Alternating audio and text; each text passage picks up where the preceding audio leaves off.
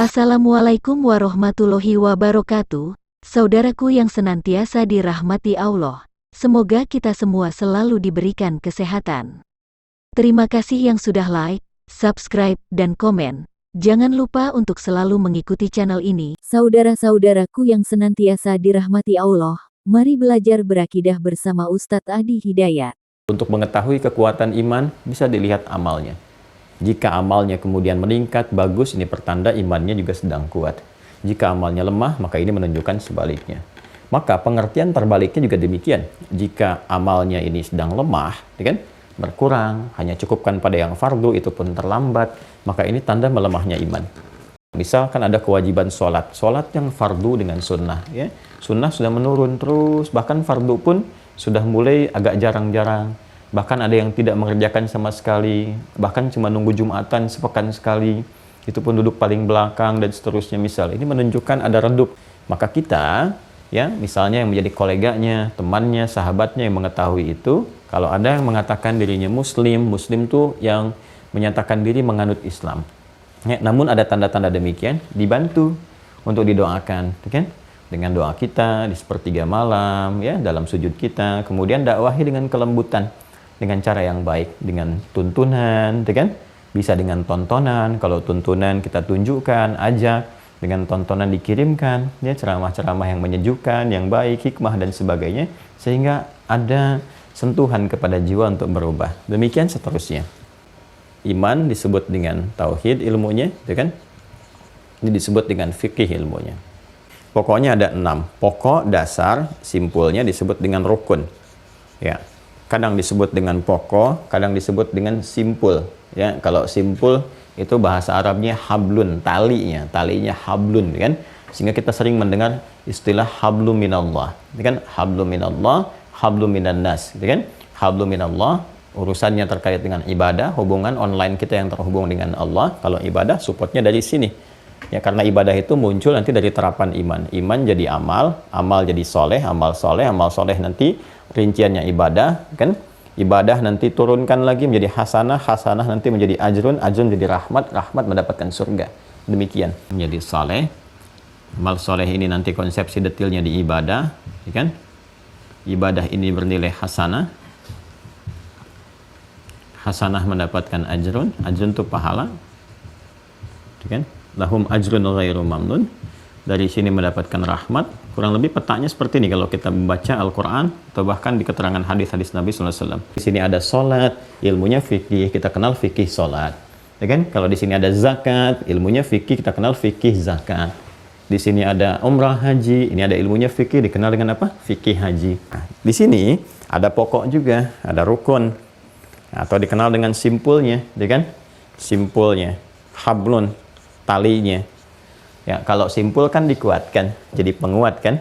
Pokok-pokok jadi pondasi. Ini terkait dengan iman, kan? Rukunnya maka disebut dengan rukun. Tiang itu syariat. Ada tiang amal, sholat, ya, misalnya. Karena itu sholat disebut dengan tiangnya agama. Agama itu kan ad-din yang kita sampaikan. Ad-din. Ad-din itu apa? Ya, Islam. Ya, Quran surah ketiga ayat 19. Inna dina indallahil Islam. Jadi kalau dikatakan as-salatu imaduddin, kan? Salat itu tiang-tiangnya ad-din, tiang pokoknya Islam yang dimaksudkan ke sini. Tapi tiang itu nggak bisa berdiri kalau nggak ada pondasi, ya kan? Nah, faman aqamaha faqad aqamad-din, wa man yahadamaha faqad hadamad-din. Siapa yang menegakkannya, ya maka dia telah menegakkan ad-din, menunjukkan kebenaran keimanannya, dia tegakkan. Islam itu Masya Allah gitu ya, kalau kita coba dalami, pahami dengan hati yang bening, yang jernih, yang pemikiran yang objektif, rasionalitas digunakan dengan baik. Semuanya tidak ada yang tidak terkorelasi. Terhubung semua. Terhubung. Sampai ke kiasan, sampai ke implementasi kehidupan, sampai kemudian ke kiasnya, analoginya dalam keberhidupan kita. Jadi antara metafisik dengan dunia fisikal, itu semuanya terkorelasikan. Bahkan kalau mau dibawa ke aspek keilmuan pun, sampai ke yang real, yang nyata dalam kehidupan, sampai yang ke eksakta, itu berkehubungan satu dengan yang lainnya. Ya, berhubungan, berkorelasi. Nah, ini simpulnya nanti disebut dengan akidah. Nah, kalau sudah simpul kan tali. Kalau tali itu kan dikuatkan, ya kan? Dikuatkan, diikat dan sebagainya. Ini ikatan yang disebut dengan akidah, dari kata aqadah, ya kan? Ini ada 6 pokok. Yang pertama, menguatkan keimanan, mengetahui tentang Allah dan segala yang terkait dengannya, kemudian malaikat, ya, kemudian kitab, kemudian rasul, kemudian hari akhir dan segala yang terkait dengannya, kemudian qada dan qadar. Jadi kita tuh hidup untuk menerjemahkan pokok berkehidupan yang ini, yang 6 ini. Ya, karena saat dalam kandungan pun seperti saya sampaikan di Quran surah ke-7 ayat 172, ya kan? Ini pokok keberimanan sudah ditanamkan dalam fitrah kita. Wa idz akhadha rabbuka min bani adama min zuhurihim dzurriyyatahum wa asyhadahum ala anfusihim. Ya kan? Apa yang disampaikan? Qala alastu bi rabbikum? Kita jawab, qalu bala syahidna an taqulu yaumal qiyamati inna kunna an hadza ghafilin. Ini yang pokoknya. Makanya ketika lahir, karena itu bawaan dari hidup kita disebut dengan fitrah. Ketika lahir, fitrah itu terbawa. Nah, dalam berkehidupan itu kita belajar untuk menguatkan fitrah dimaksud. Jadi sumber berkehidupan itu dari sini pancarannya. Ya, dari nilai keimanan. Makanya Nabi mengatakan kullu mauludin yuladu 'alal fitrah.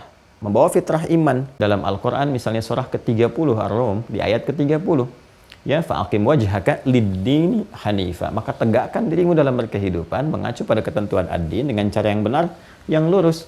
Fitratallahi allati fataran nasa 'alaiha. Itulah fitrah yang telah Allah tetapkan pada setiap manusia dalam berkehidupan. Kalau kita ingin mengajak orang lain dalam kebaikan, menyampaikan risalah yang mulia, maka harus ada pembekalan secara internal dulu, penguatan pengetahuan, terutama pada aspek yang akan kita sampaikan kepada orang lain. Kita mengajak, misalnya kita ingin ajak tahajud, bekali dulu diri, tahajud dulu praktekkan, ya, kemudian ilmunya dibahas, tajamkan sampai dalam, sampai kuat, sampai mengerti. Jadi ketika orang bertanya, atau kita akan mengajak, kalau bertanya kan kita jawab seadanya yang kita tahu.